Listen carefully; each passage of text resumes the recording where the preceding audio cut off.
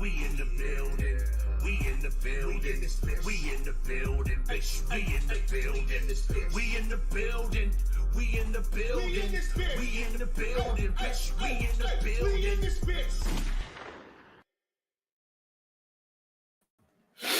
Oh man, look at me, chat. It's been a while. I'm not even in character. Oh my goodness gracious. Let me fix it for you guys. Finally, R0B and PTA have come back to BGN, which means that finally R0B and PTA have come back to Giants Talk. Now, today's show is a very special show because, you know, this gentleman that was on our show prior, he was a part of, you know, I think he's still somewhat maybe doing, but he was part of another podcast. But now he is part of the hottest growing pod this side of the Eastern Hemisphere, Western Hemisphere, wherever we're at, the East Coast, damn it. Okay. These guys are top tier. Okay. If you need to know anything about college prospects, these are the guys that you want to listen to. Okay, they're better than the Lance Zerlines. They're better than the Mel Kipers. They're better than all of these guys. Fuck those guys. These guys are who you want to be with. Okay, it's my honor and my privilege to bring in one half of the He's a Giant podcast. Give it up from Monty, baby. What's up, Rob? Appreciate What's going on? That was a good one. Especially calling out that fraud Zerline. No, shout out Zerline. But listen, chat, we got a great show for you guys lined up. We're going to talk a little bit first quarter of the Giants season. Depending on who you ask, may not be going the way some people expected. And then depending on who you ask, it may be going exactly on how they expected. We're going to look at the upcoming game against the Seattle Seahawks at 4:25 Eastern Standard Time in Seattle this coming up Sunday. And then we'll take a lot of your questions in the chat and go from there. But without further ado, grab your popcorn, grab your beer.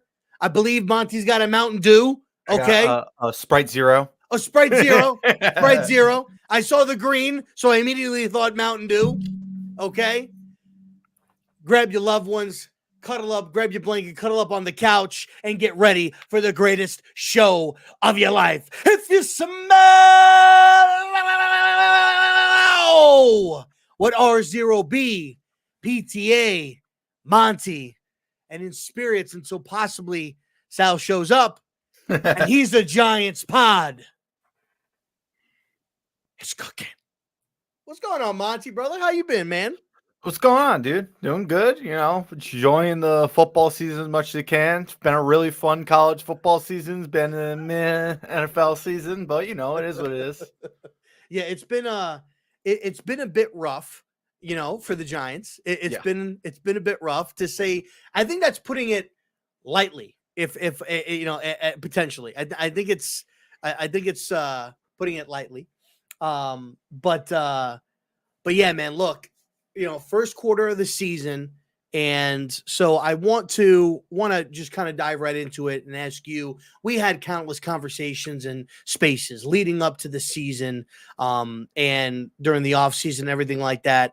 How are you feeling overall about the Giants throughout the first quarter of the year? And are you shocked? Are you not shocked? You know, tell me what your feelings are. I mean, I'm obviously disappointed, regardless of, you know, what I kind of expected. It's still disappointing because, you know, I'm hoping that they're going to exceed my expectations. And, you know, they've, for the most part, have done almost exactly kind of what I thought they would do. The wins weren't in the same places that I thought it'd be. I thought we had a shot at both, Minnesota and versus Washington. Um, but if you told me that, through 4 games, we won one game and we had a really close other game that we almost won, and then really almost another one that we almost won, I'd be like, yeah, that's about right, and probably not that terrible considering all things considering. But yeah, I know. I think the biggest thing for me going to the season, where I was kind of looking at it, I expected about a 6-win team probably. But minimum 4, as high as like 6 is probably. I mean, it could always go more, could always go less, but that's probably about the range I thought they'd be in. I'm still kind of there. I'm probably still on a little bit of lower side. I mean, they didn't get one of the wins that I was thinking they would get, so that naturally kind of brings it down at least like 1. So I'm probably closer to about 5 wins right now. The only difference really is well, not even difference, but really, one thing it also has hit is, I kept saying to people, I don't expect the win total to go up from last year. I expect it to either stay the same or going down a little bit, just because, what we did last year isn't something that we're necessarily going to replicate. People act like 6 wins was the new baseline for us, but the reality was we led the NFL in turnovers. And that's just not something, especially when you lose your defensive coordinator, you're going to repeat it year to year. So that was a big reason we got the amount of wins we did. I did think we'd improve as a football team, which I think we have. We haven't been getting like murdered in games like we did early last year. I think overall as a football team, we have looked better, but the bar was the floor with where we were at the beginning of last year. I think we're a competitive football team, but I don't think we're a good football team. I think we're going to, not get embarrassed, but the wins are not going to be where we want them to be, and I think that's kind of showing right now. In your opinion, is there any possible way that you see the Giants turning this around, based on what they've shown you thus far going into week 5? It's a good question. Look, I mean, yeah. I mean, technically, yes. I think from what I've seen from them so far is that they're going to play a lot of close football games. I think if the ball bounces the right way for them enough times, they could theoretically turn it around. I think they could be winning a lot of close games. Think of the 22 Giants. That was basically how the 2022 Giants won. Every single time we needed to win, the ball bounced the right way for us, and we got the win.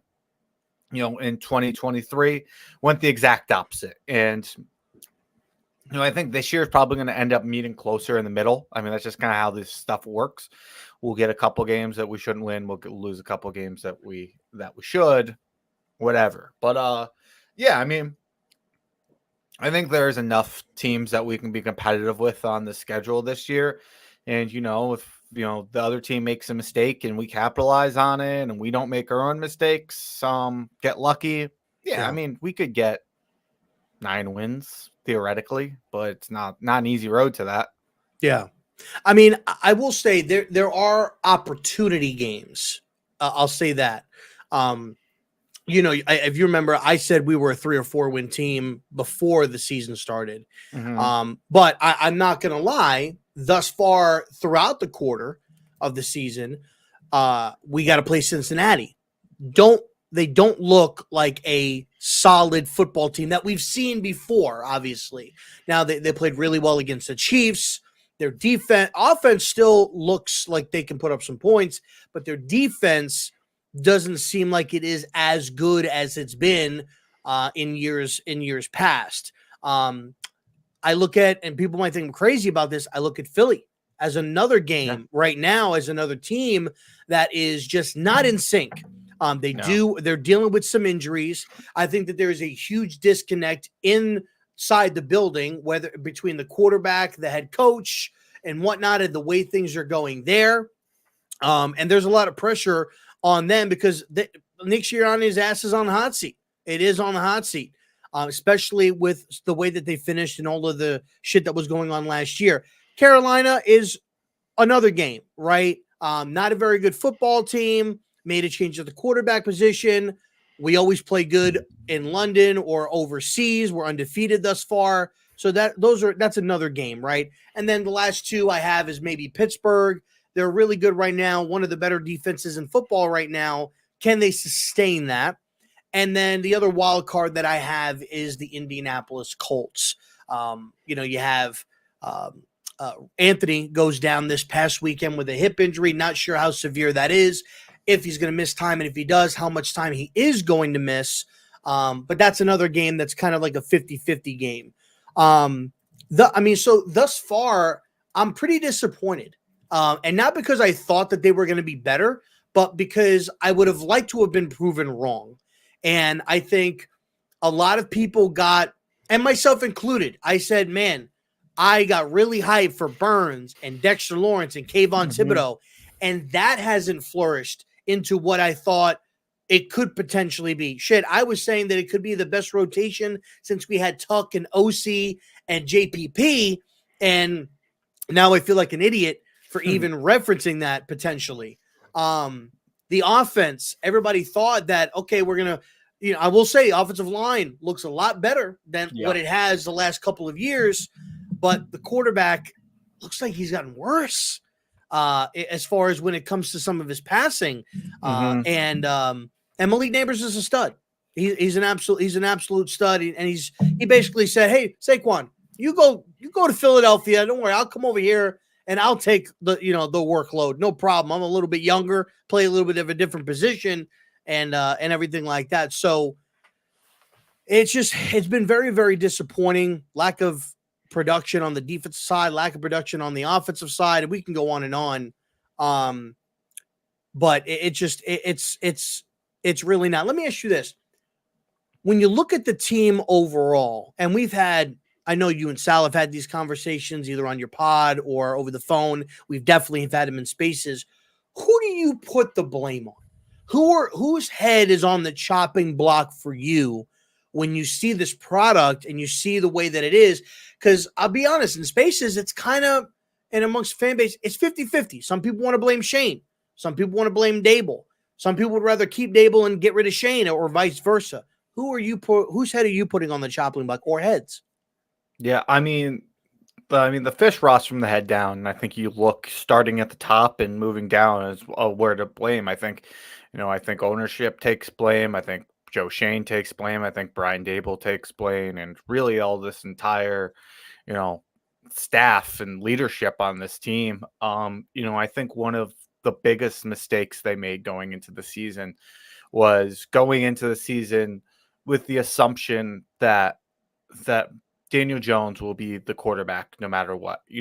First of all, Denver looked that great to start with. But even so, even if you think you're going to get 2022 Daniel Jones, or that's who you think he is or whatever, like, you don't know what this guy's going to look like coming off of injury. He had two pretty major injuries last year.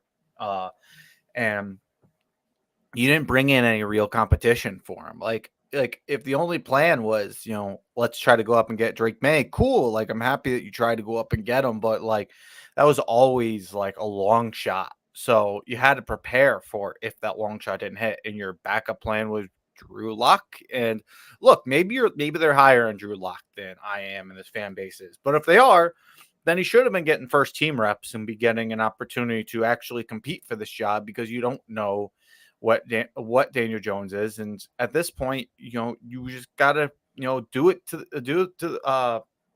the best thing by the team and put the best quarterback out there and give it to the best opportunity to get your best quarterback out there. I thought they should have brought in more competition. They basically told Russell Wilson he had no shot of getting the starting job, as reported by The Athletic. Could have traded for a guy like Justin Fields, who looks pretty good right now. He would have cost the next nothing. You can go on him. And Ryan Tannehill is still sitting out there. I have no idea why. And again, if the Drew Lock is the guy they like, that's fine too. But at least give him a shot, and we'll see what you go by. But I think that's where the biggest issue came. There's obviously other issues. There's it seems like there's a disconnect between one thing that a lot of people liked about Joe Shane and Brian Dable is that these guys come together and they're close and they're going to work together, and Joe Shane's going to know what to get for Brian Dable. But, it seems like, we're getting guys who aren't getting time on this team, and, it seems like there's some sort of disconnect between Joe Shane and Brian Dable. And I think that's another issue and something that's really disappointing because, I thought all things go wrong with Brian Dable and Joe Shane. At least we have two guys that are on the same page who can challenge Mara. And we have two guys on the same page. Mara's going to tend to back down, but it just hasn't been the case. Yeah. So I want to talk about something that you brought up when it comes to the backup quarterback, Drew Lock. And look, this has been a topic of conversation in spaces, obviously, since the Thursday night game.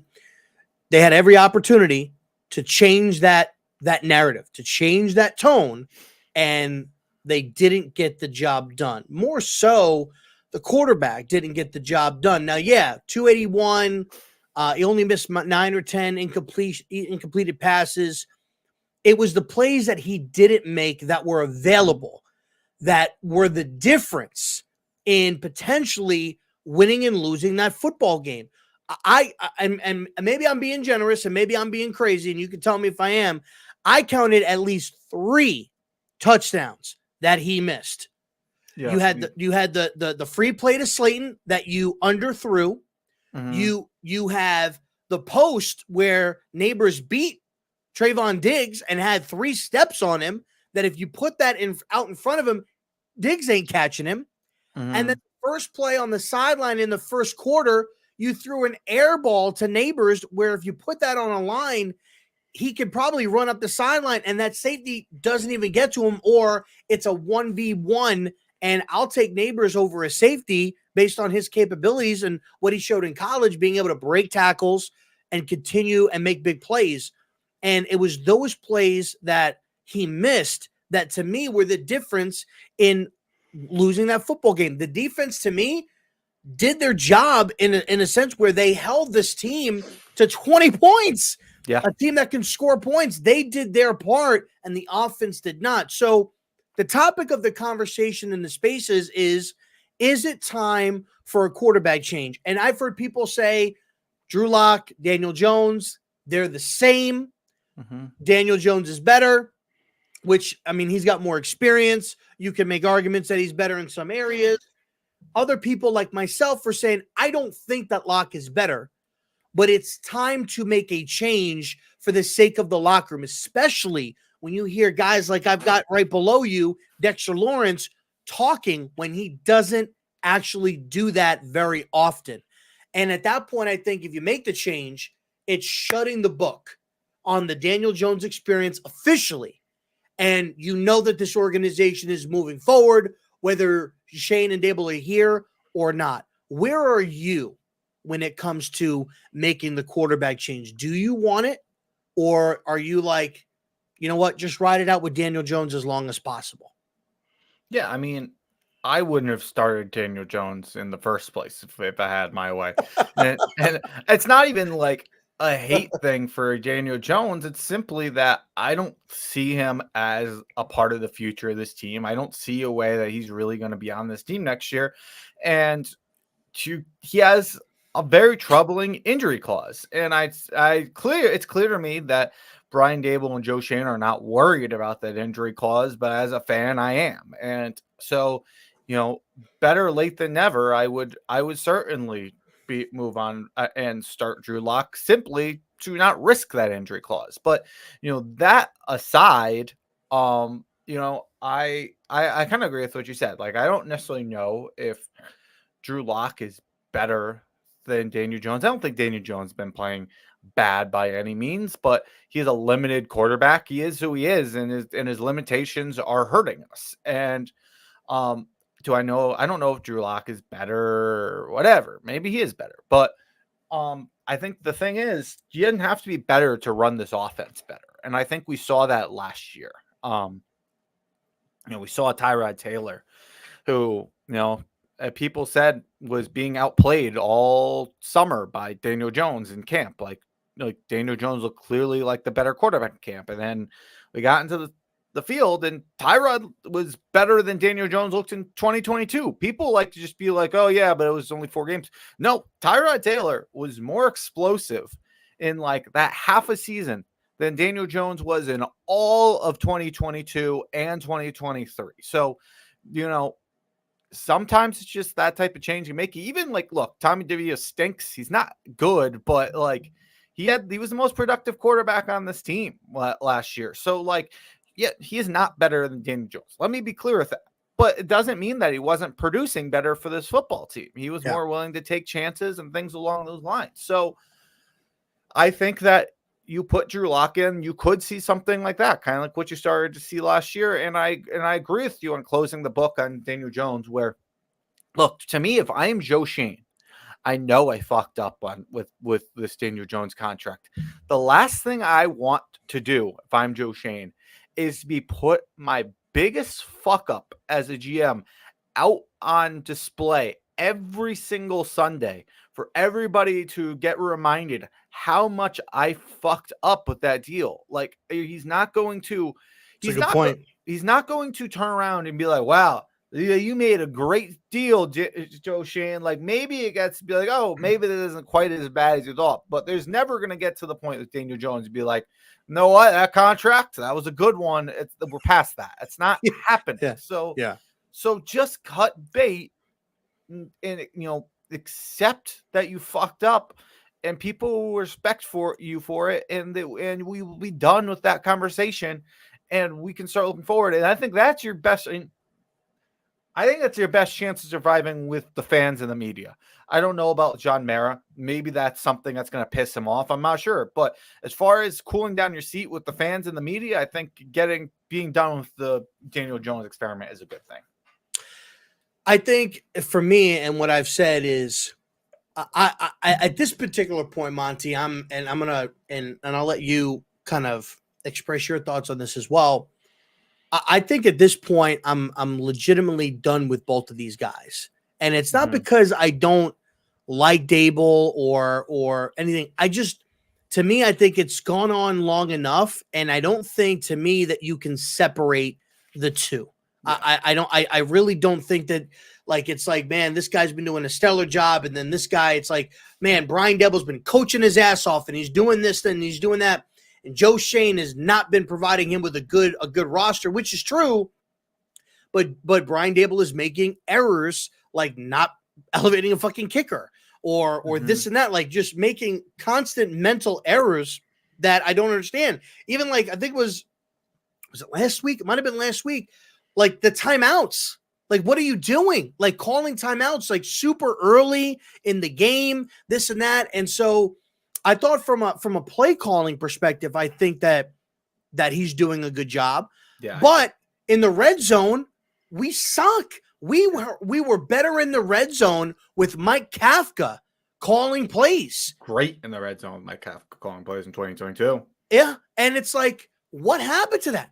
It's like we forgot how to score in the red zone. And so I think for me, I'm at a point where if they want to make a case for them to come back, I think the best case scenario is for you to go out there and prove that you are, I don't want to say a quarterback away, but you are a quarterback away from actually being a very competitive, explosive offense and a competitive team.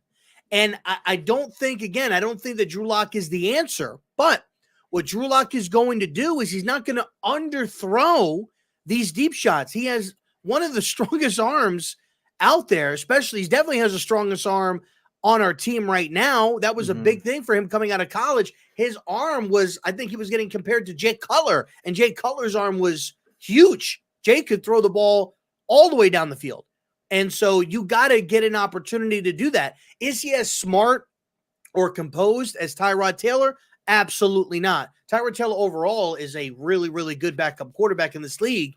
But I think from that perspective, that is your best selling point to John Mara saying, and I'm going off of the fact of John Mara saying to WFAN, let's see what he looks at with the better offensive line and the weapons. Well, the offensive line is performing. They're doing their job. We've got the weapon. He's leading wide receivers in targets right now and is your most explosive player. And when you look at now, what's the one thing that's holding this team back? And that's the quarterback not being able to make the big plays to his big-time playmakers. where are you at with the coaching staff or with the head coach and with the GM? Are you done, or do you want to keep one or the other? Do you want them to come back, both of them? Where are you at with that? Yeah, so I mean, I agree to some extent you can't separate the two. I don't think you can. I think it's just the way the NFL works, that firing the GM and keeping the head coach, that's just not how it works. You can fire the head coach and keep the GM, but the issue is the head coach has done a better job than the GM has done. And how are you going to, at that point, how do you separate the two?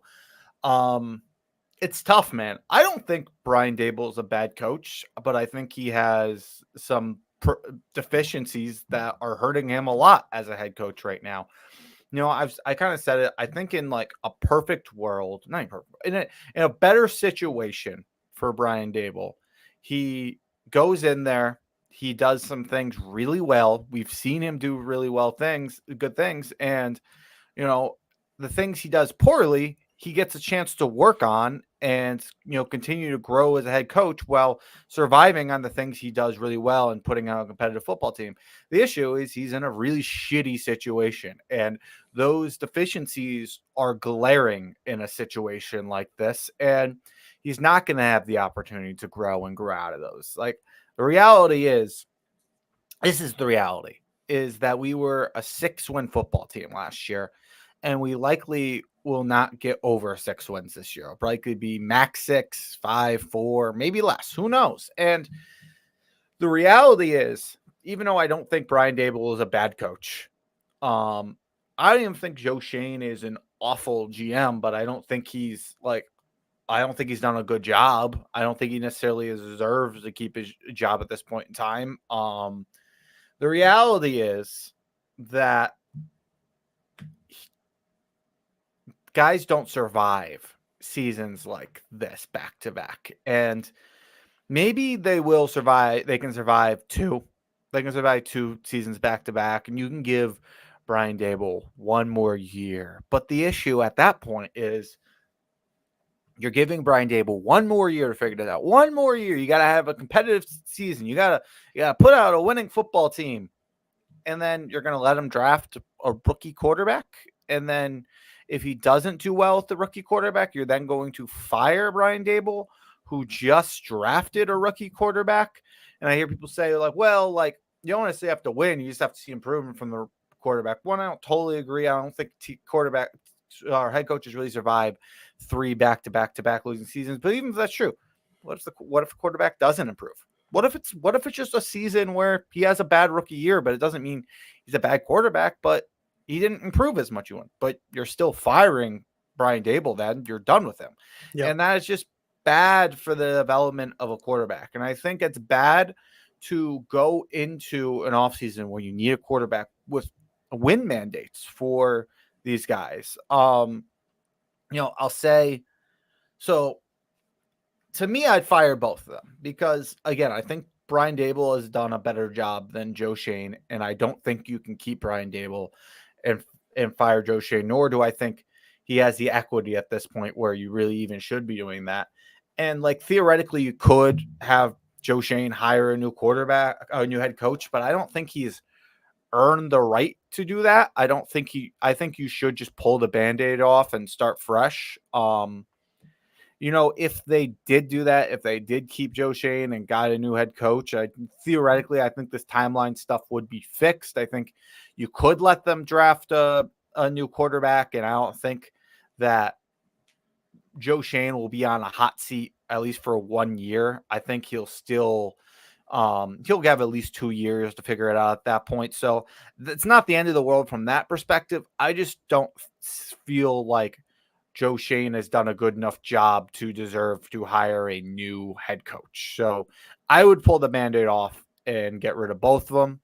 I think it's more based off of the situation we are in, the amount of wins we've gotten, and that's just the reality of NFL than anything. Like, I know people are like, just be patient. It's just not how the NFL works. You can say be patient as much as you want, and you can believe in the process of these guys as much as you want. We can all disagree on what's good, what's bad, but at the end of the day, if you're not getting results in this league, you're gonna get fired. and I don't want to keep a guy one extra year, make a pivotal decision just to fire him the next year. So just pull the Band-Aid off if they don't build up enough equity to give themselves another 2 years. That's kind of where I'm at.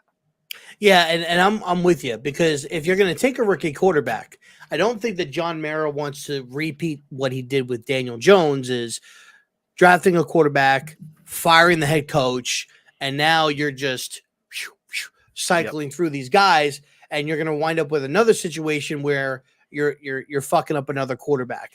At the same token, I do think that if you're going to allow these guys to stick around another year and they take a rookie quarterback, you got to give them at least 2. They have to be back for at least 2, and that would be the full 5-year contract that they received when they were brought in 2022 to take over as head coach and GM. Now, there are some areas where I agree with you. There are some areas where you could say, man, the GM just hasn't really done a good job with drafting players. But hey, Brian Daboll is consecutively winning 7 to 9 games every year, and they're missing the playoffs, but he's doing it with a really, really bad roster. That, at that point, you could make an argument that obviously the head coach is outperforming his situation. The GM is dropping the ball. So you replace that GM, because it's made clear if a GM coming in, hey, this guy can coach. The previous guy just didn't do a good job of providing him with a solid roster. Let me do that, and I think he could take us somewhere. It's just they've both been letting down in certain areas. Yeah. But I always, in the pit of my stomach, I do feel it's hard for me to fully.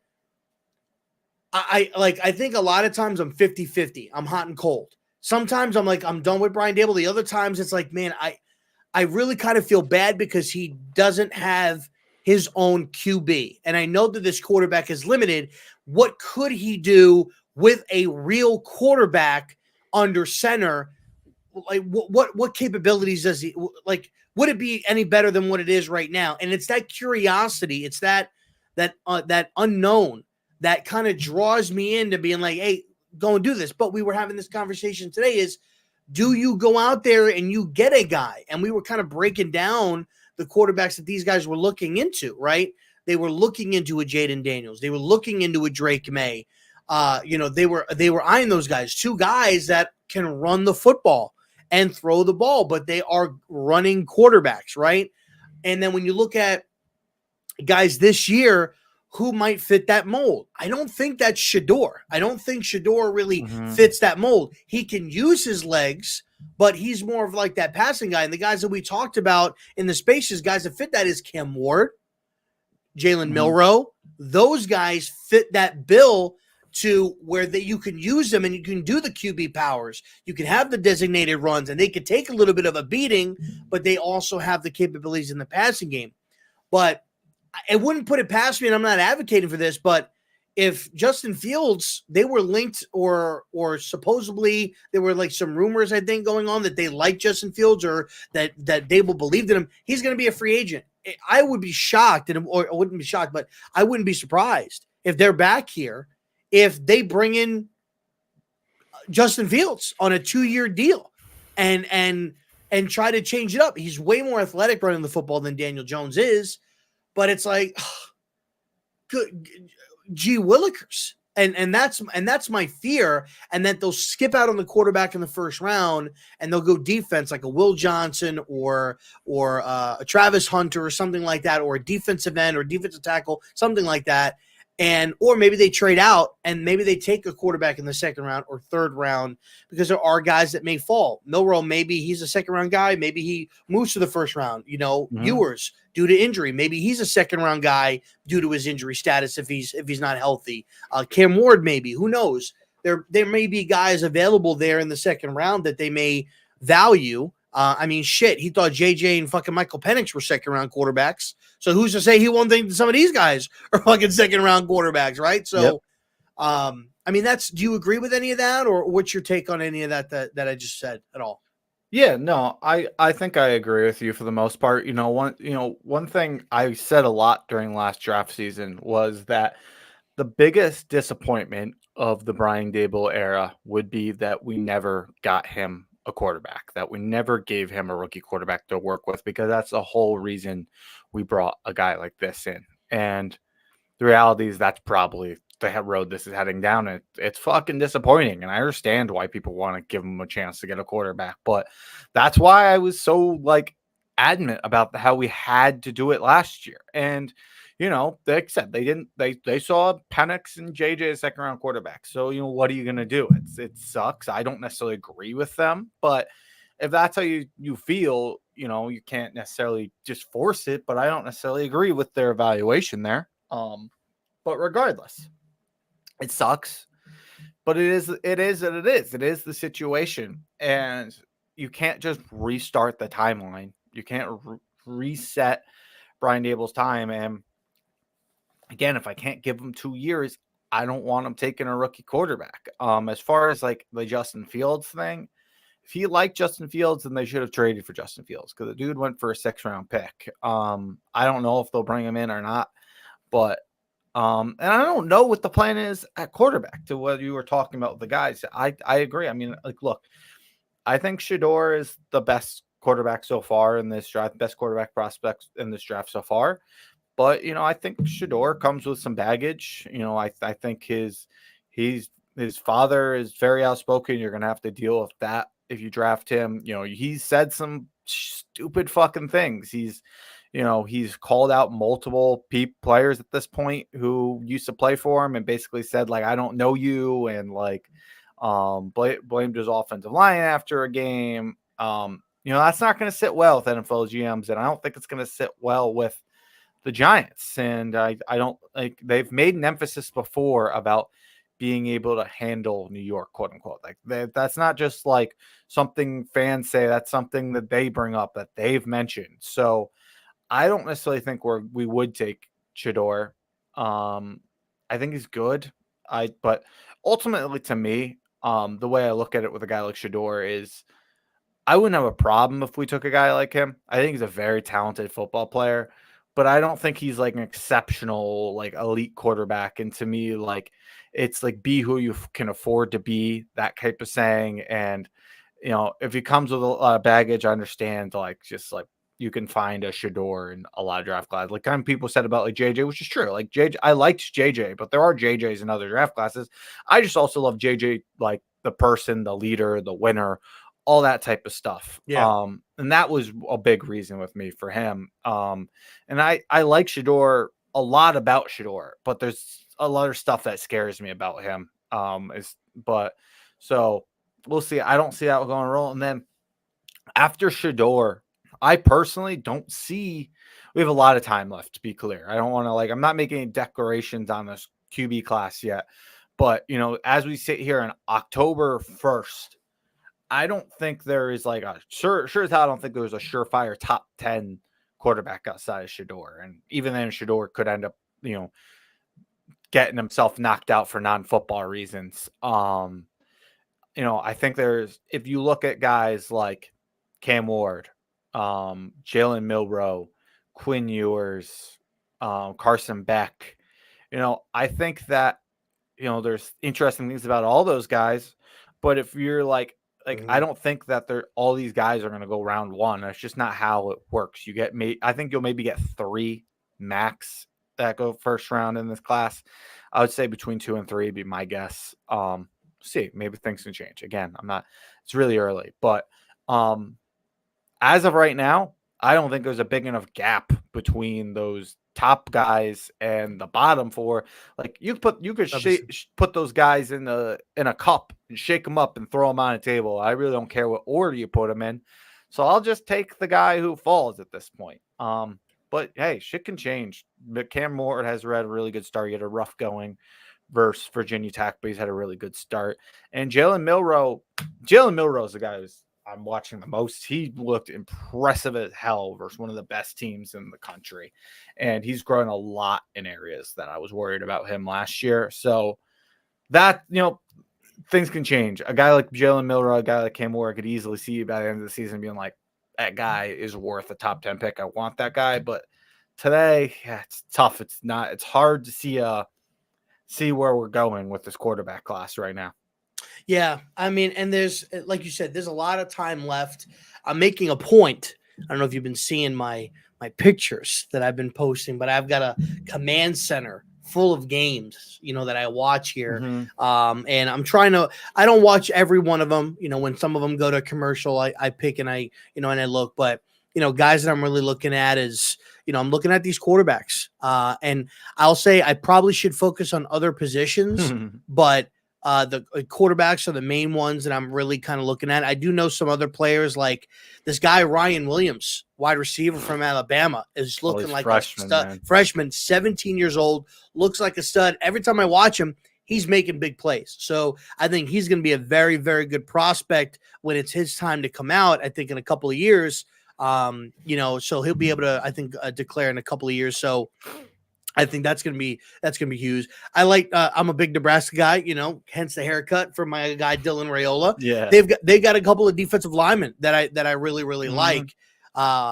We've got the main man here. Hold on, we got there he is. Hold on, the man, the myth, the legend, the other half of the He's a Giant pod. This guy, Sal, is here.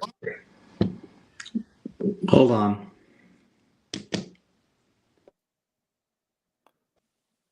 You hear me? Can you hear? Yes, I can hear you. Gotcha. Cool. What's up? What's going on, sir? Appreciate you coming through. We'll kind of get you up to speed. So we were talking about first quarter of the season. Thoughts, opinions on the first 4 games of the season for the Giants. Is it something that they can recover? And if or do you see them doing that?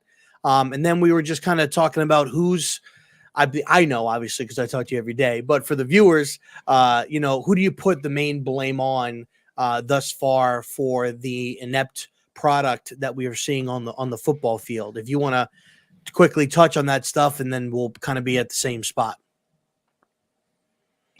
I don't think they're going to recover. I think they're probably like a 4 to 5 win team. They could recover, but I don't think they will. We'll see. And I blame Joe Shane and Brian Dable pretty firmly.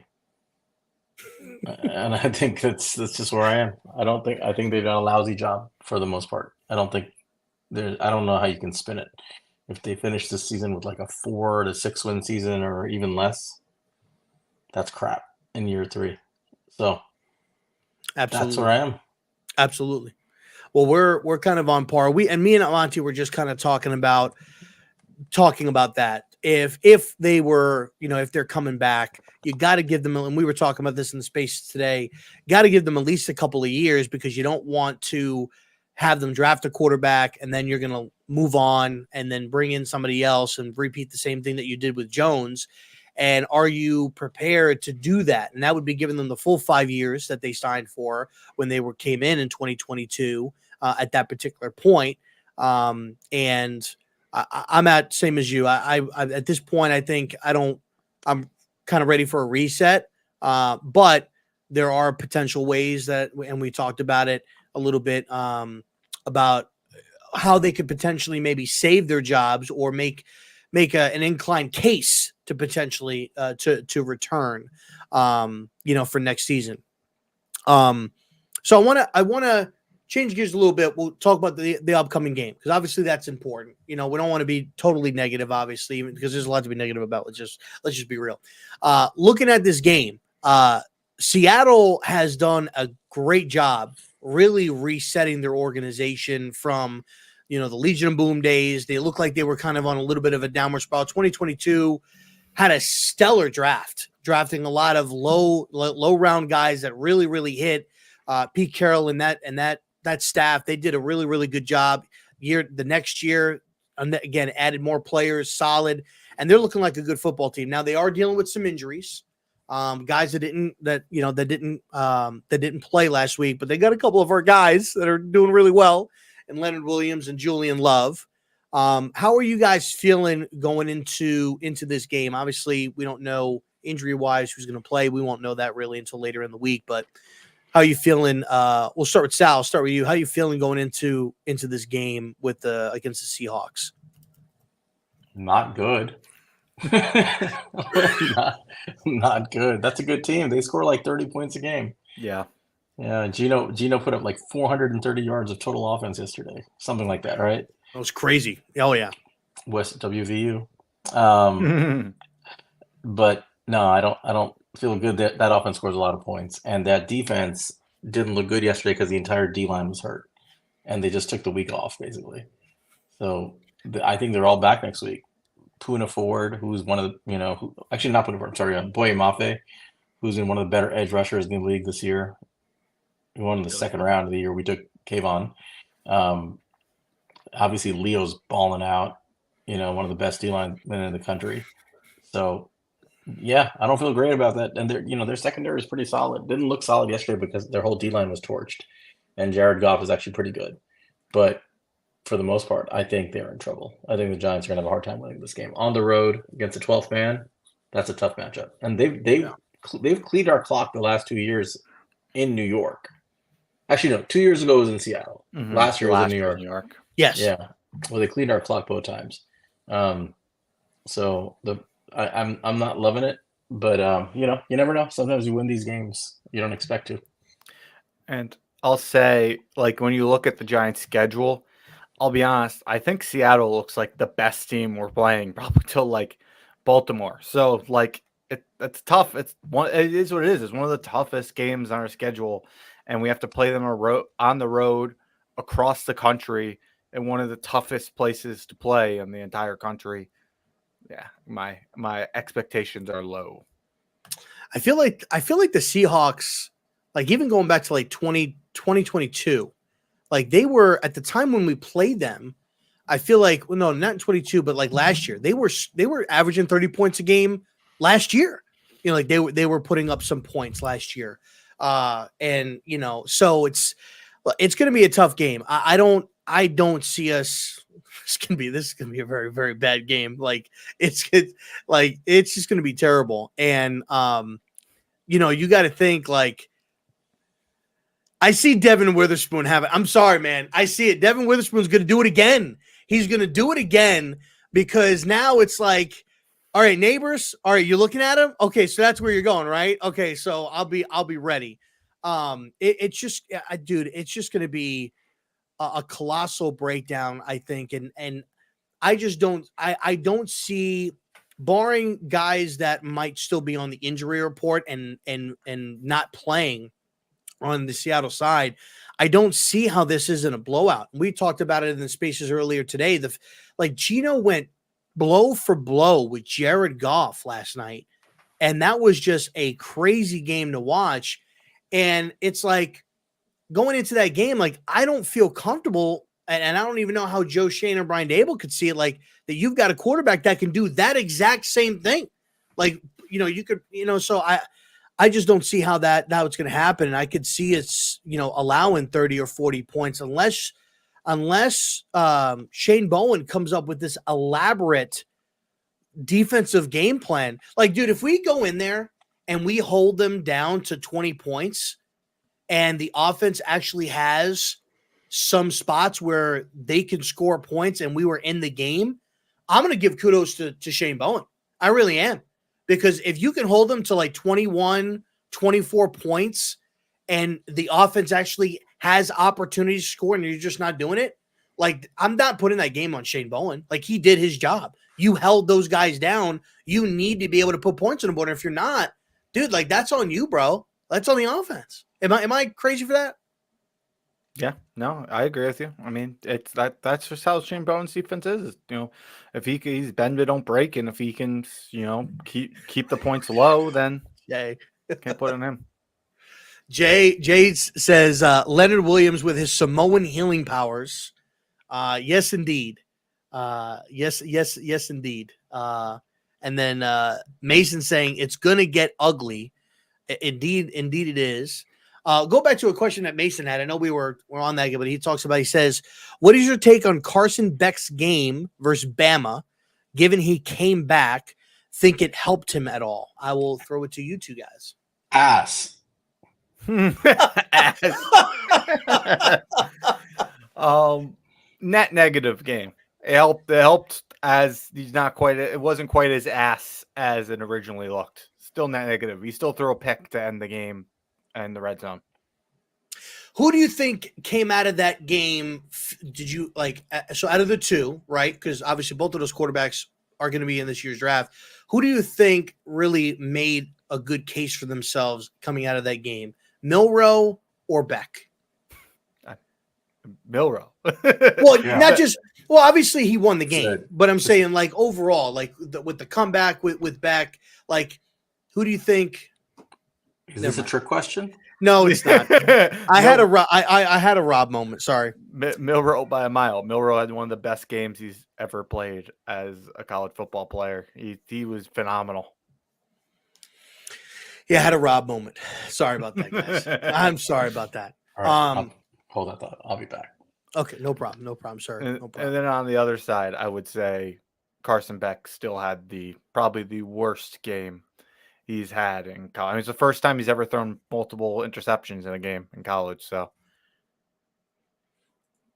And then we've got Jay Ferry says, I want to ask, do you think with our young player development this season, we can be only a QB away this offseason?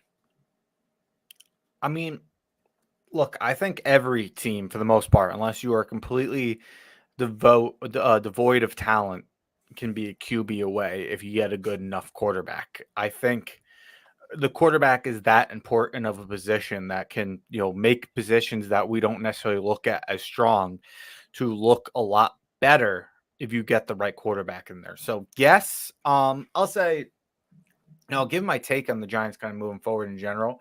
I think we're clear. We're still missing a lot of holes, and we're hoping to get some. Yeah, you got some good bones, which is good. That's where kind of what I'm getting at, because like hopefully you're hoping to fill some spots that are weaker, and for some of these young players to continue to grow and get better and make some areas that we look weak, not weak. But overall, the NFL has such a high turnover rate on these rosters. Look at the roster today, and look at the roster when Joe Shane came in, and look how many players are just Joe Shane, and how many were there. So in a couple years, you flip these rosters over so much.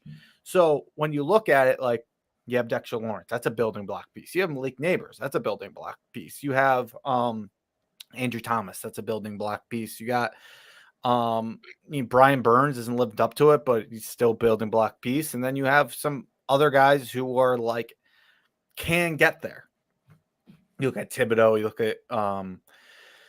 look at Andrew Phillips, you look at John Michael Smith, guys who could get there. But overall, when you have some blue chip players like that, all you really need to do is get a quarterback, and you're going to continue to flip this roster year to year. And as long as you have that nucleus where you have stud players, I do feel like this can get turned around pretty fast if you get the right quarterback. Yeah. I mean, to add to that, I think it's also tough, when you don't have a really good QB right now. I think it's really tough to really gauge the rest of the players on your roster, especially on the offensive side of the ball, right? Yeah. We're going into year 2 of a guy like Jalen Hyatt who can't really get on the field. Well, is that because of maybe some deficiencies that he has? Is it that he doesn't run clean enough routes? He's got to work on that. Or is it that you don't have a quarterback that's really able to spread the ball around to where you can get that guy involved a little bit more? As of right now, let's just face it. The offense is the Neighbors, Wan'Dale Robinson show. I mean, that's what it is. Both of these guys are on pace for well over 100 targets to this point this offseason, and both are on pace for over 100 receptions. It is those two guys or not. You're not getting the tight ends involved. The guy that you took in the 4th round last year because you didn't want to use that pick to move up and get a guy like Terrion Arnold or Lassiter, right? You brought in another tight end. He had one passing attempt, one target thrown at him in this previous game for a 4-yard pass against the Dallas Cowboys. The lack of creativity in the offense, I don't necessarily, again, this is, Monty, where I'm kind of getting to the point where it's like, who do I blame? Is it the coach or is it the quarterback? And the quarterback is just unable to spread that ball around. You even look at the play that Neighbors got knocked out in, and there was somebody put out a graph, and it wasn't like players, but it was a graph of like just circles where it basically ran the play. You had Theo Johnson that was going up the seam with a linebacker, and then the two safeties there. You had probably about a 5 or 6 yard gap in between those guys where a quarterback can fit it in there up the seam for a first down. You had Devin Singletary coming across the field, buck naked, that you could have dumped it off to him. Maybe he gets an extra 5-7 yards, runs out of bounds. You don't got to force it to a play, although Neighbors still almost made the play because he's good, but he knocked themselves out. Like, it's the decision-making on the play that just at that particular point, like, I just don't know. So to say that we're a quarterback away, I don't know. I can't say that, but I think that we're a quarterback away from getting a really good evaluation on where this roster is as a whole, because I also think that affects our defense. You can't, when you get up in a game and you're up by 14 points or double digits at least, you can be a little bit more aggressive or take some risks on the defensive side of the ball that even if they don't pan out, okay, no problem. Like, you know that you got a quarterback that even if you blow a drive and you go out there and you miss a pick or you try to get over aggressive and making a sack and you miss it and it's a touchdown. Well, you know what? The Chiefs, they know that, all right, you know what? Mahomes is going back out on the field or Josh Allen's going back on the field. We're probably going to score a touchdown anyway. So you've got that confidence in the offensive side of the ball. We don't have that. So that's kind of where I'm at this moment is I don't want to say that we're a quarterback away, but I think we're a quarterback away from really getting a good idea of where this roster is as a whole, and going in whatever direction. And that's the disappointing part, because I like guys on this team, Monty, that we've got. I like guys like Wanda Robinson, Theo Johnson. He's a rookie, maybe not the greatest option at the tight end spot, but he has some things about him that are intriguing. 6'6", being mobile for that size, has some athletic ability. I could see a lot of these other offenses getting creative with a player like that, and we don't. And I think that falls on the quarterback, in my opinion. Yeah. I mean, look, when you don't have a good quarterback play, it makes everything else harder. I don't think we are we are a quarterback away in the sense of just get any competent quarterback and we are a playoff team. But I do think, we're a quarterback in the way in the sense like you find the right quarterback and it would change everything here. And you have enough young pieces that good young building blocks here that this thing could flip on its head quick if you got the right quarterback, but it's easier said than done.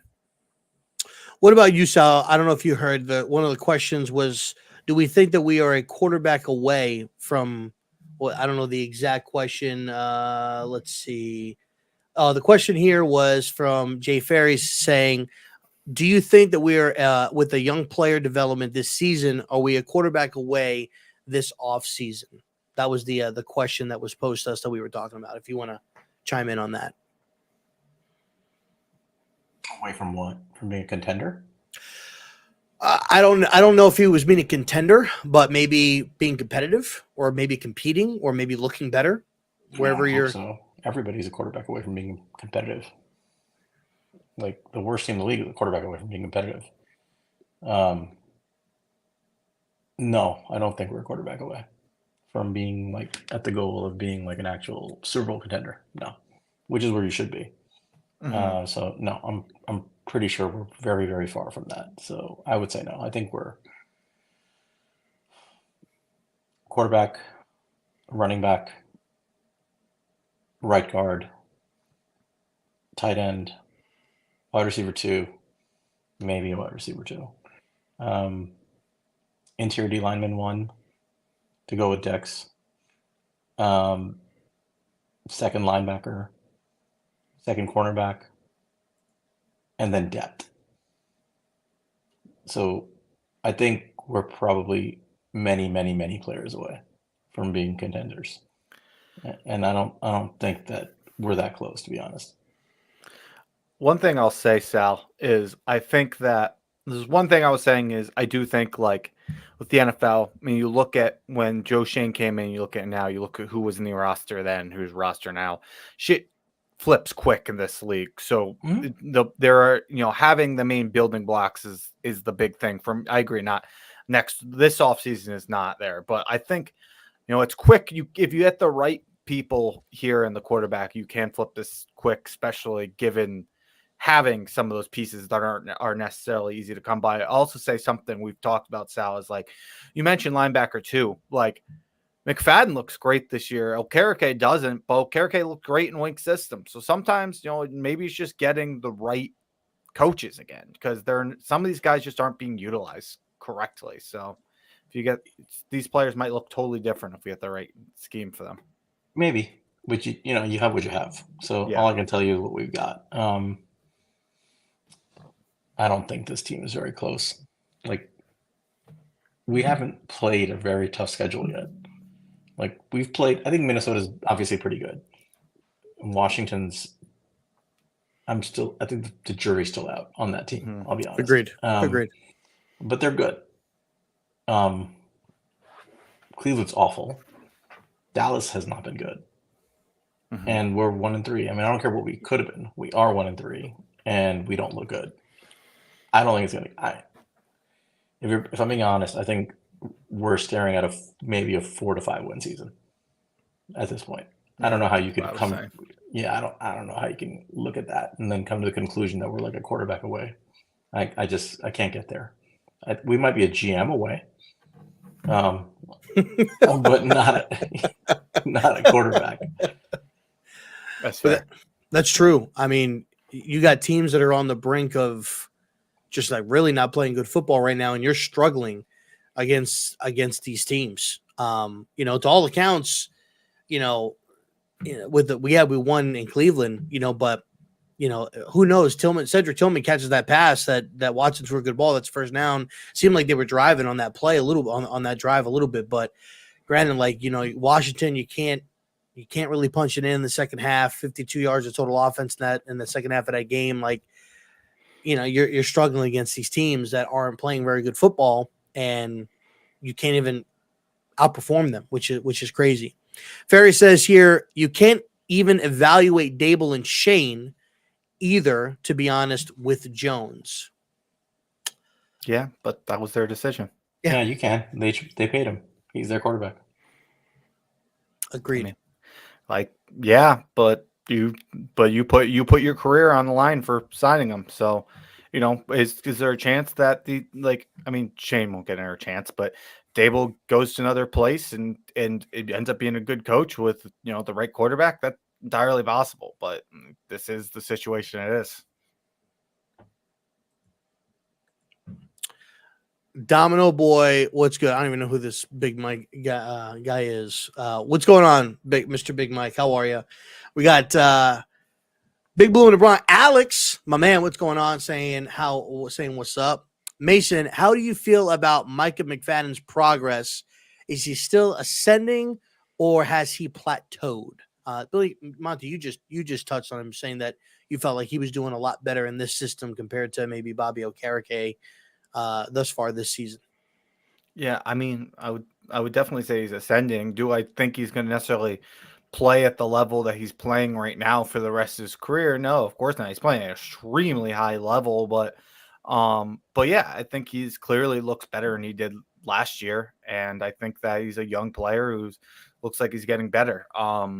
If we're talking about plateau in the sense like he's going to be this player, he's been the last 4 games for the rest of his career, I would hope so. That'd be awesome, but I'd probably just ascending, and this is specifically a higher point of the season. That'll probably be the rest of the season.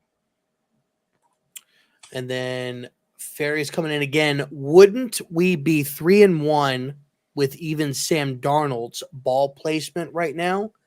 I mean, that's a question for Joe Shane. I mean, look, I think you can you can look at what other quarterbacks are doing around the league and saying, oh, with Tyrod, we would be this. Oh, with Sam Darnold, we would be this. Where were these conversations after the 2022 season when we were saying you could plug in said quarterbacks and get the same level of production and go forward? See, now it's, oh, well, we would be with this guy who nobody wanted probably. If I would have told you in 2022, after that season, let's bring in Sam Darnold, let Daniel Jones walk, people would have laughed. People would have been like, what? You want to get rid of a playoff winning quarterback for Sam Darnold? Now it's, oh, man, we got if we had Sam Darnold on this team, we'd be 3-1. I mean, at the end of the day, Joe Shane and company, they chose the quarterback that they wanted. They were at 6. They had 3 quarterbacks that they could have chosen. They chose this guy. This is your quarterback. This is the Giants quarterback as of right now. And you could upgrade the quarterback without drafting one too. You didn't have to. You didn't have to go with Daniel Jones just because you didn't get Drake May. So yeah, no, probably are 3-1 if you have Sam Darnold is playing anywhere close to the level that he's in Minnesota here. But they didn't do it. So definitely they also didn't invest in a single developmental guy over 3 years. Like I think the conversation around that would be very different right now, even if they took a developmental day 2 guy along the way to say, all right, put that guy in, you know. They actively went out of their way to put together the room they did. So I could judge them just fine. This is their roster. They need to win with it. If they can't win with it, the only conclusion I can draw is you can't coach them or you don't know how to build a roster. Either way, if you were like a 4 or 5 win team, why do I want you around for year 4?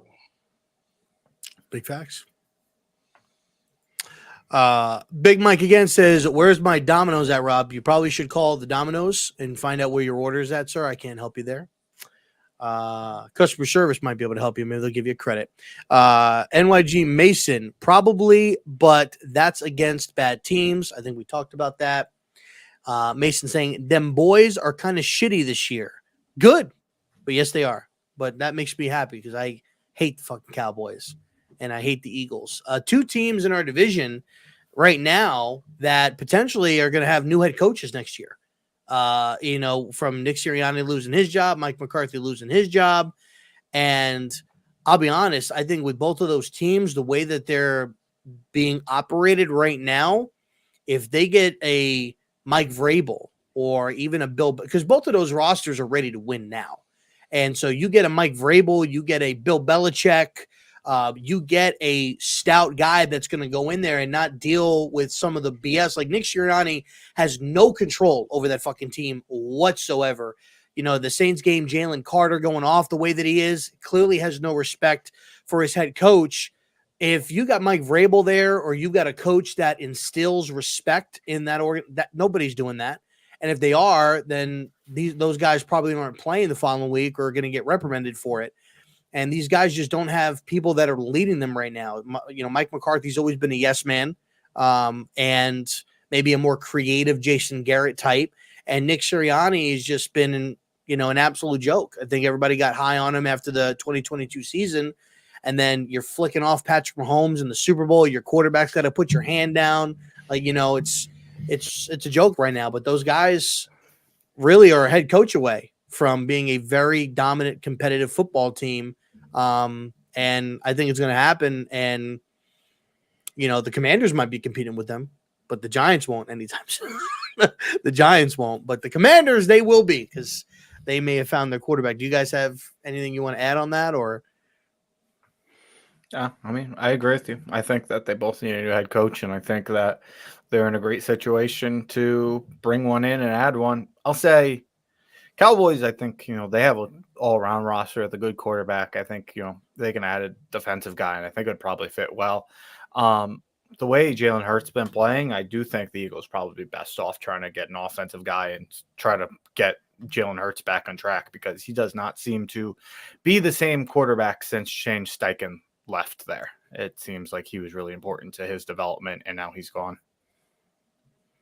Yeah, I think I saw a little thing when he was on the sideline during the game. I think he had like 8 turnovers in 2022. He has 27 turnovers or something like that since last season, I believe is what the graph said. 27 turnovers. I don't know what's going on with Jalen, but it's whatever it is not working, and it's the Saquon Barkley show in Philadelphia, which I'm very happy about, obviously. Yeah, no, he's used to losing, so I'm happy for him. He's fitting right in. He's fitting right. Hey, you know what? Side note: how about young Shep putting on a show? Against the Philadelphia Eagles on Sunday. Making some plays against that cooked. No, actually, it was against Quinyon Mitchell, excuse me, that was covering him. But hey, you know what, young Shep, you got it, bro. I'll be honest, I didn't even know Sterling Shepard was still in the Buccaneers. I thought he got was? cut. Yeah, I didn't know. I mean, I knew once I saw it, but I didn't know until Sunday. I think they did cut him, and then I think they brought him back, and then he was wearing 17 for I think he's honoring like a player or something like that, like wearing the number 17. But yeah, shout out to young Shep. Somebody made a joke. Somebody said he looks like Melly because he's got the goatee on. So somebody said he looked like Melly or whatever, which I thought was kind of funny. And then let's see, we got Jay Ferries with the dead emoji. Sorry, if we crush your spirits there. We're just honest. We're just being honest. When it comes to that. So I want to talk a little bit. Not taking too much away from your guys' what you guys talk about on your guys' pod, because I'm sure you guys will have a lot to talk about it, but talk a little bit, about college. I'm just now dabbling in my command center this year, watching 15 games at once. But obviously it's still very, very early, in the process when it comes to college games. A lot of these quarterbacks teams haven't really played anybody good. Anybody in particular, put the quarterbacks aside for a second, and like maybe any other positions, anybody that you guys really have your eye on that's really kind of standing out to you thus far that maybe wasn't on your radar before the college season started? Standing out that wasn't on the radar. Trying to think. It's a good question. I just don't necessarily have We have one. a lot of guys on our radar. Yeah. So I mean, to go quarterback, I guess he was on the radar just as a cop out, but the guy who's been playing really well, and I didn't know if he would, is Garrett Nussmeier from LSU. He was off a lot of people's radar, and he's had a really good start to the season. He's somebody I was saying could be like a sleeper this year, and he's been looking like a phenomenal passer. I'll try to think if I can think of anybody who like wasn't on our radar at all either, but that's just somebody who's off a lot of people's radars who's been having a really good season. Yeah, I'm trying to think about defensive players or somebody who's an impact player that we didn't think about ahead of time. I mean, not draft eligible. I think Ryan Williams, as much as he was a 5-star recruit, a 17-year-old, what he's doing right now is absolutely incredible. But you're gonna have to wait a while till you're gonna see him in the NFL. Yeah, I mean, yeah, that's true. I mean, if you're talking about draft eligible guys, gosh, I'm trying to think. I mean, not really. There's guys who probably people haven't heard of that I think you should be hearing about them more, but they weren't really off the radar. So, like Tacoria Davis, the cornerback from Arizona, is a guy that should be on your radar. Big kid, 6'3", 6'4", movement skills. He should be on people's radar. He wasn't for a lot of people before the season. I'm trying to think like who else. Like, yeah, I got to think about it, bro. Because honestly, we when we start this, we usually have at least like 50, 60 guys easy on our radar. So, that's how we start. And then it gets bigger from there, the list, Oh, well, actually, your guy, Monty, your corner. Siobhan. No. The kid from Kentucky. Oh, yeah. We do like corners from Kentucky. Yeah. He's been awesome. What's his name? I'm blanking.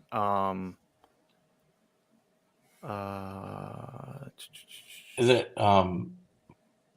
Malcolm? It was Maxwell Hairston. Yes, that was it. Yeah, Yeah. he's had a phenomenal start this year.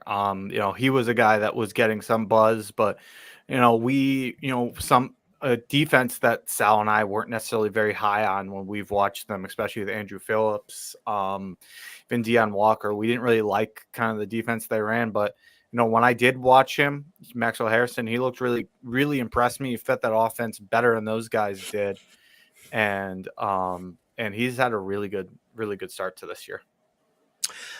Listen, if these guys are back next year, I'm sure there's probably some gems on Minnesota that, because they do like guys from Minnesota. They taken 2 guys in back-to-back years, from Minnesota. So maybe there's a sleeper there. I think I definitely want to try to broaden my positions that I'm looking at. Like I mentioned to you, Monty, like really just looking at the quarterbacks, but overall, like I don't know his name, the running back from Penn State, number 20, really. Singleton.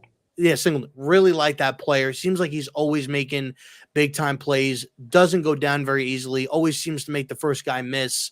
And I think he complements that offense really, really well. Ryan Williams, we talked about him. I feel like every time I'm watching Alabama, this kid is just making. I think the last time I watched him, he had like 3 catches for over 100 yards and like 2 or 3 touchdowns. Like the kid is just absolutely phenomenal at 17 years old. Making a lot of plays. I brought up the 2 defensive linemen from Nebraska, Robinson and Hutchmaker. I think that's how you pronounce her name. I don't. I don't think they're potentially first round guys, but maybe like day 2, day 3 guys that could potentially be solid players, maybe. But obviously, everybody's looking at the quarterbacks, and we'll find out where these guys. Where are you guys ranking these guys, the quarterbacks, thus far? It's super early, obviously, but where are you ranking your, I don't know how many are coming out this year. There's some that can still go back, but if you give the top 5, top 6, what's your rank looking like, or your order thus far? It's hard to say. I think the only clear cut for me right now, and even this could change. I mentioned earlier, I think Shador Sanders is the clear quarterback 1 right now. There's going to be off-field questions and be questions with his dad, things like that. But, as far as guys who had a resume going into the season, Shador Sanders would have been a first-round pick if he came out last year, and he's improved upon that this year. People, I understand people's questions about Shador Sanders as far as like, some of the stuff as a teammate and some of the stuff's dad and being outspoken and stuff like that. But people should stop questioning Shador Sanders as a football player. He might not be Drake May or Caleb Williams, but he's a very, very good football player. And he's the only guy right now to me that is a clear cut first rounder. I think you have got a lot of guys who are going to get first round buzz that are getting there. I think you got, no particular order, but like Cam Ward, Jalen Milrow, Quinn Ewers. I think those guys, and Carson Beck is regressed, but I don't think he's totally taken himself out of the first round discussion at this point. It feels that way after such a bad game this week, but I think those guys are probably the guys to have the first round buzz at this point. Then you have guys like Nussmeier and Miller Moss, Jackson Dart as guys who are more as like on the outside looking in right now. I don't know, do you have anything to add to that, Sal? Yeah, I mean, I think I heard you guys talking about it earlier when I first came on that I think we suspect there'll be maybe 3 first rounders. I think that's probably about where this will land. I can see 4 if guys keep up a good pace till the end of the year. Yeah. But I think we're probably looking at 3 guys in the first round. So I think, I've been pretty clear on this. Shador is, to me, easy QB1 because he's got the full arsenal, the pedigree. He can make every throw. He has the game experience. Mm-hmm. My concern with him has more to do with his injury history. Yeah. He had a pretty nasty back injury last year, took a lot of hits, and I'm hoping he can stay healthy this year. But other than that, I'm pretty confident he's the safest QB pick, highest floor, gamer, type guy that you could take. Outside of Shador, I mean, people are very excited about Milrow and Ward, and they should be. They're high upside guys, especially Milrow. But I'm a fan of Cam Ward, but I want to temper people's enthusiasm a little bit about the, as we call it, the Cam Ward experience. Yeah, I mean, Cam looks outstanding. He looks great this year. He does look like a slightly different quarterback than last year. Like he looks more poised. He's making big boy throws out there. His issue was never his ability to make all the throws. It was just like random acts of insanity on the football field, like random bad mechanics that help lead to that and all that. Right, his footwork will fall apart. He'll start slinging from weird arm angles without facing pressure. He's a little jumpy when he makes his throws, and he starts making like hero ball kind of plays, and it's like for no reason. It doesn't make sense in game situations, and he's done that before. So you began to see a little bit of that in the game this weekend against Virginia Tech. Now, to be fair, Virginia Tech has two cornerbacks who are probably top 50 picks. Yeah. To be fair, they have a decent defense. But yeah, he had 3 turnovers, right? I think he had 2 picks and a fumble lost, right? Something like that. And fumbling's been a big issue for him too. Right. He loses a lot of fumbles. Like for him, I just want to see him stay good, stay consistent all year. And you're allowed to have bad games. That shouldn't matter, but he needs to do it all year. And the reason I say that is his floor coming into this year from a prospect evaluation standpoint was a day 3 pick. You can't have a day 3 floor and have a lot of hiccups along the way if you want to be viewed as a first-round quarterback. You basically have to do what Jaden Daniels did last year. You have to like play at an elite level for a long stretch. But he has the potential to be like a top 5 pick. Like if he keeps it up, teams are going to say he's got the size, he's got the arm talent, the strength, the speed, dual threat. He's got the whole thing. Jalen Milrow is kind of the same thing, except he just doesn't have the reps. I think he's where he is mostly because he doesn't have as many reps. But with Kalen DeBoer, there's a lot of hope for him. I think he's the most exciting prospect out of all these guys, like easily. He's like the one that when you look at him, you're like, that looks like a franchise quarterback. Like if that guy hits, that's a top 5 quarterback. And I think he's improved the most by far out of these guys. Yeah, he's the one. But his floor, to be fair, is probably a day 2 pick. It's not. His floor isn't like first round. His floor is like somebody might take a flyer on him. Yeah, like a 3rd round type. He could fall, right? I mean, don't be like. I don't think he will, but when you start the season with that evaluation, like you have to be really great all year. He's on that pace right now. Both of them are. I never was a big Carson Beck fan. We did a film review of Carson Beck, and it kind of told us what we suspected going in, which is when he's kept upright, solid pocket passer. Nothing spectacular, but solid. But inability to create, when there's pressure and he's moved off the spot, just doesn't create much. So he's a limited quarterback, and I just can't give a first-round grade personally to a limited quarterback, no matter how good their arm talent, unless they're extremely special with their production and what they do with the throws that they make. And I never saw that in him. So he may go in the first round because he was viewed as consensus QB1 by a lot of people, but I never thought that was deserved. And you're seeing how strong that assessment was, because after a couple of bad games, people were like, "Oh, this guy's not a first rounder." Yeah, even the people who had him as quarterback 1. Right. So that again tells you it's kind of a soft evaluation on him too. That's all these guys, though. So that's all of them. That was the biggest issue with this class was that, I keep mentioning it, is like Drake May and Caleb Williams had bad seasons. They had legitimate big regression seasons, and they went top 3.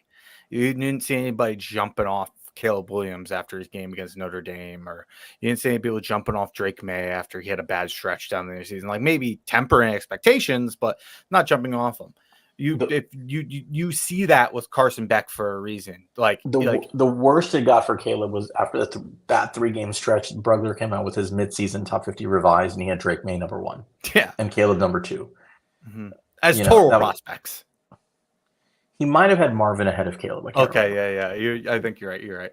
But it was Either like way. still a top 3 pick, right? Yeah. Like that was the floor on him from a prospect evaluation. So these guys, it's not that kind of class. It's an upside class, but with really low downsides. Mhm. So I'm tempering my evaluation process. I need to see it all year from these guys. This is not one where we're going in excited saying, "Oh, look at this guy. We know he's going to be good." This is one where it's like, okay, here's these 4 or 5 guys who might be good and who are showing you something. I'm going to watch them until January and then sit down and we'll probably do a review on them and get a real evaluation. I don't think we're going to have a strong evaluation of these guys until then. I really Yeah. don't. I think you have to see the whole season, including the playoff for a lot of them, go through because they just had low floors. And so that's kind of where I am with the class. But it was a long-winded answer, but to my ranking, Shador 1. I think I had Milrow 2. Me and you both are between Milrow and Ward for 2. One of us had Milrow, one of us had Ward at 2. I think I had can't Milrow. remember. I think you had Ward. Right. To me, Milrow and Ward are like in the same plane. Yeah. So it's Shador, Milrow, Ward. I want to say 4 was. It wasn't Beck. It was probably who the I think hell you had was 4? Nussmeier. I might have had Nussmeier at 4. I like Nussmeier. And then after Nussmeier, probably Quinn Ewers. And then Beck and Jackson Dart. And then Miller Moss after that. And I don't think Miller Moss is ready to come out. He's not going to come out. I don't think so. But it's kind of like that, So I'm similar. yeah. I mean, I think we're higher on Nussmeier than other people are. But that's because the class, like, I think it's not hard for people to get leapfrogged in this class. If you have a few good games, you're like, you're surging. Yeah. Like that's how the class is. Yeah, one bad game, you're suddenly not a first rounder anymore, which is how you know these guys aren't actually like where people are saying they are right now. Yeah. I mean, I think a couple of weeks ago, Nussmeier, I forgot who LSU was playing. He seemed to struggle a little bit in the game. If you remember, that was I think D Brown was in the space and he was like shitting all over Nussmeier. It was a tough game. But every time, for the most part, when I go back and I watch or if I have the games up, he seems to make some pretty good ball placement throws. Like he seems to be really, really accurate with ball placement. I've seen him really just get it right over a defender, perfect placement on there. He's got somewhat good pocket presence that definitely, could get improved. I think maybe his throwing on the run, it could get a little bit better. He's okay, but could get a little bit better there. But I agree with you guys. I think Milrow, to me, I like Milrow. I think that he all around, I think you can use him in the running game, which is something that I think if Dable is here, just on the premise that Dable's here, I think that's something that Brian Dable could utilize. I think he is a good passer, but he needs more reps. And with Cam Ward, I think he also adds a really good element as far as athleticism. Bro, there were some balls coming out that he was throwing, that they had some zip. I mean, he's got a rocket arm. He had a touchdown that he split like 2 Virginia Tech defenders right in the back of the end zone. And like, I couldn't even see the ball. Like that's how quick and fast he threw that ball. He's got a strong arm. But I think the thing was, I think this was probably what would you say from a defensive standpoint, maybe the best defense that he's gone up against thus far this year. He played my Gators. It's the only real defense he's gone against this year. Yeah. Yeah, because my Gators suck. But we're not going to talk about that. Lagway all the way, by the way. Lagway all the way. I'm sure you'll enjoy watching him play for Miami next year. No, I thought it was going to be Texas A&M. I thought that's where he was gonna transfer or something like that. Somebody said he's going to go to Texas A&M. But I think right there with those 3 guys like Nussmeier, Milrow, Cam, I could see them as the season is going on, them kind of jumping each other, and like Nuss being 2, and then maybe Milrow's 2, and then he drops down. Like I think it's going to be an interesting battle between those 3 and their development as the year goes on, to see where they kind of solidify themselves. at the end, I've got Shador number one. I'm not really a big Beck fan either. I'm gonna put Milrow 2 because I like his game. I like what he does. I'm gonna put Nussmeier at 3 because I don't know. There's just something about him that I kind of like. Like I said, I like the way he throws the football. I like his accuracy. I like his persona, like his attitude. Like I kind of like that a little bit. Cam at 4, and then 5. I'm gonna put Dart over Beck. I might get killed for that, but I don't know. There's something about, I know the thing with Dart is, they haven't really played anybody, but when he's playing, he's like dominating these teams, throwing for 5-6 touchdowns. Like he's just really dominant. And if he wasn't, the conversation would be like, why aren't you dominating these teams that aren't very good? That would dominate Kentucky. Yeah, Kentucky's a solid defense, but yeah, he had a bad game versus Kentucky this week. Yeah. And we know Not what, like bad, you said, but like average. you said, Sal, everybody's good to have a bad game every once in a while. Yeah, except that's kind of who he's been his whole career. That's the thing about Jackson Dart. That's the Jackson Dart experience. Mid. Mid. Was he Daniel Jones with longer hair? There's a lot of Will Levis and Jackson Dart. Big arm, athletic, strong kid. I'm not. You look at him, athletic and big arm as him. Right, not as big, not as strong, not as athletic, but similar profile, right? Like home run hitter, can beat you with his legs, good arm talent, but really can dominate like bad defenses. And when he plays higher level of competition, he tends to struggle more.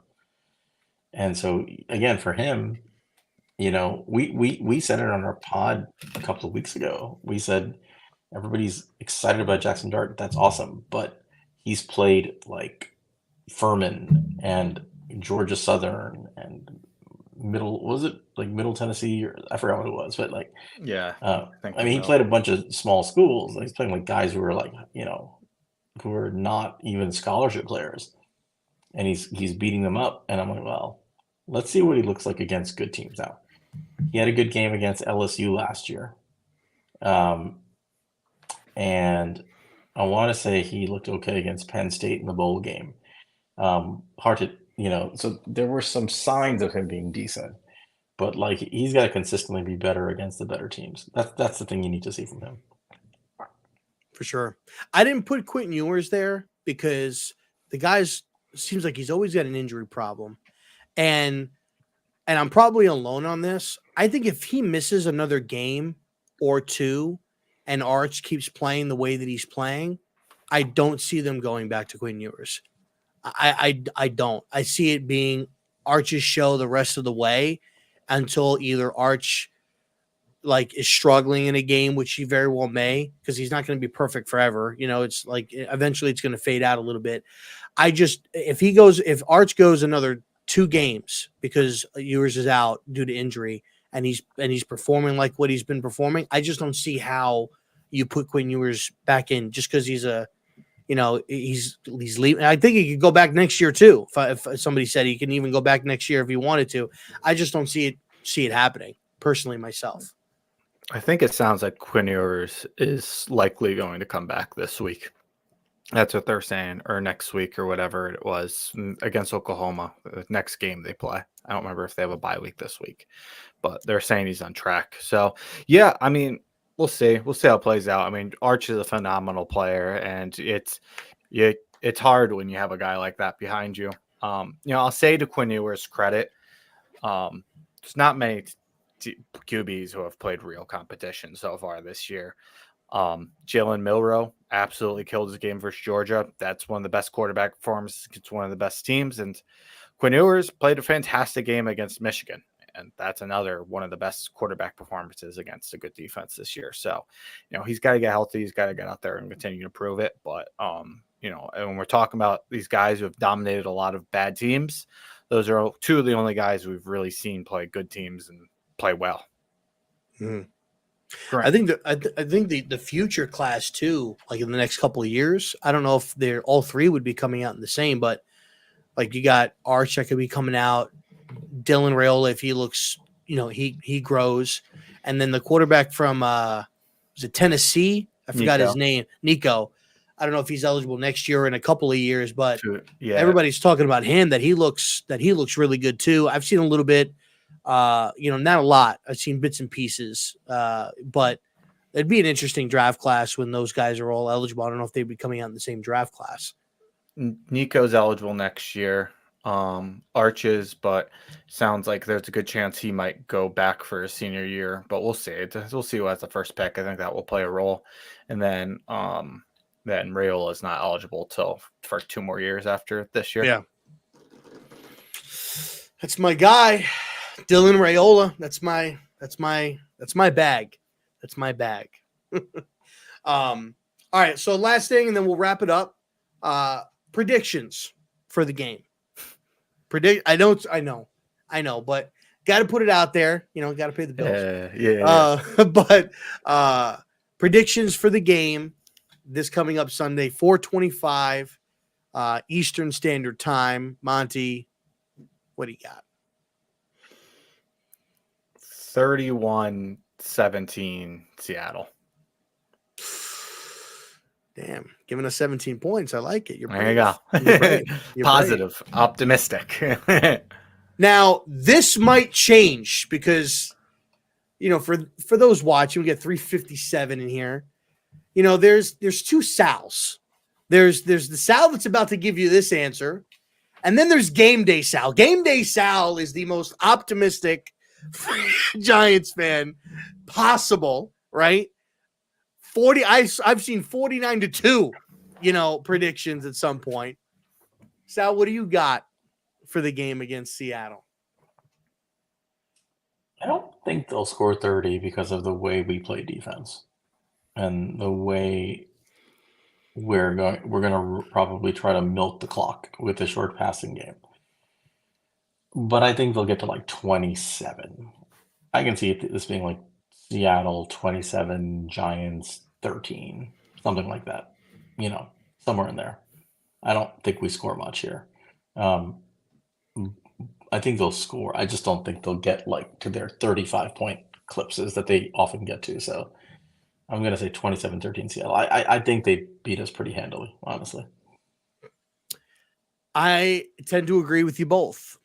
I'm picking the Seattle Seahawks to win. I hate doing that every time. I hate doing it, but I'm going to pick Seattle in this game, and I'm going to pick Seattle to win. I'm actually going to say 38-10 Seattle.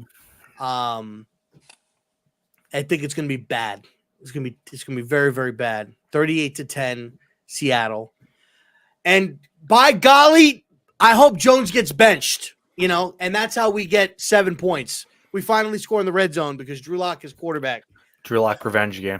Listen, if you believe it could happen. It could. Listen, if this game is close somewhat, but Jones is actually playing like crap and they bench him at halftime and put Drew Lock in, we're winning. 100%. I'm betting on it. We are winning the game if number 2. Come on now. If he's in the game. Take that halftime live bet. I might. Mm-hmm. I might.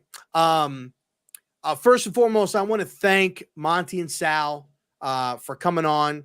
I say it all the time. I've been saying it, since I started this pod.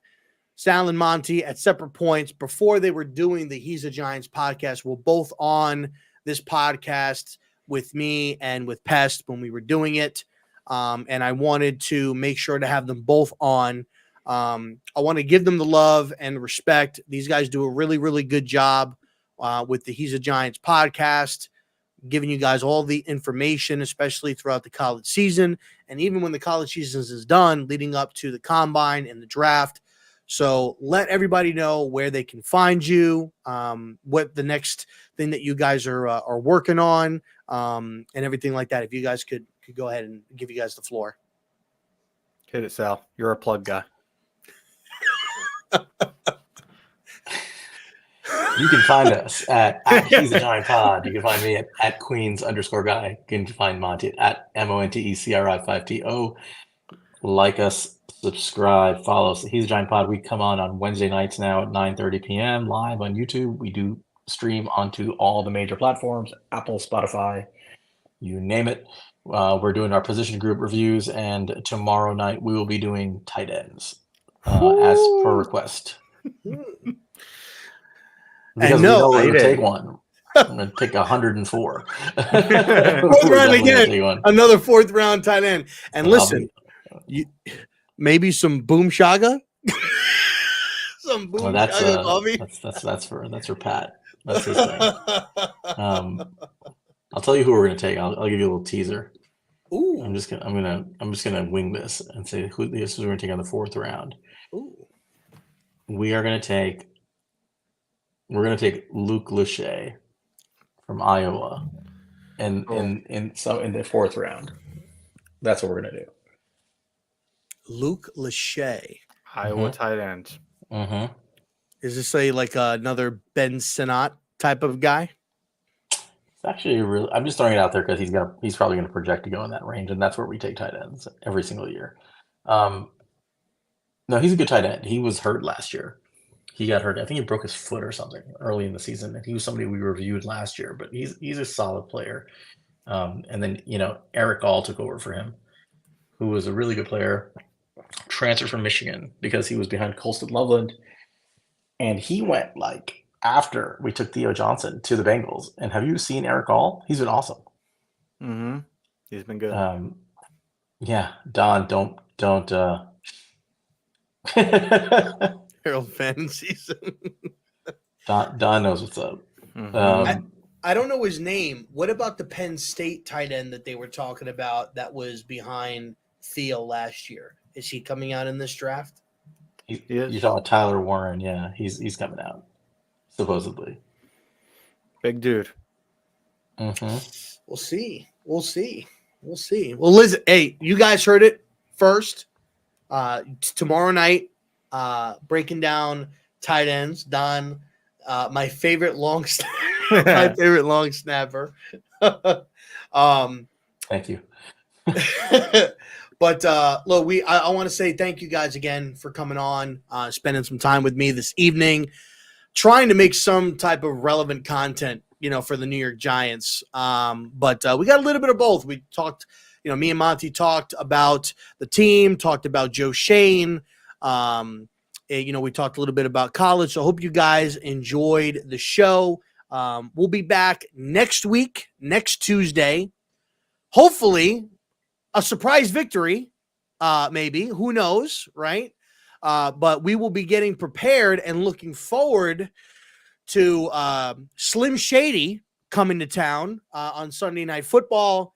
The Cincinnati Bengals and Eminem are going up against Daniel Jones and the New York Football Giants on Sunday Night Football. We'll be previewing that game next Tuesday, and I'll have a guest on there for that. Other than that, y'all, I appreciate everybody that came in tonight. Shout out to the 371.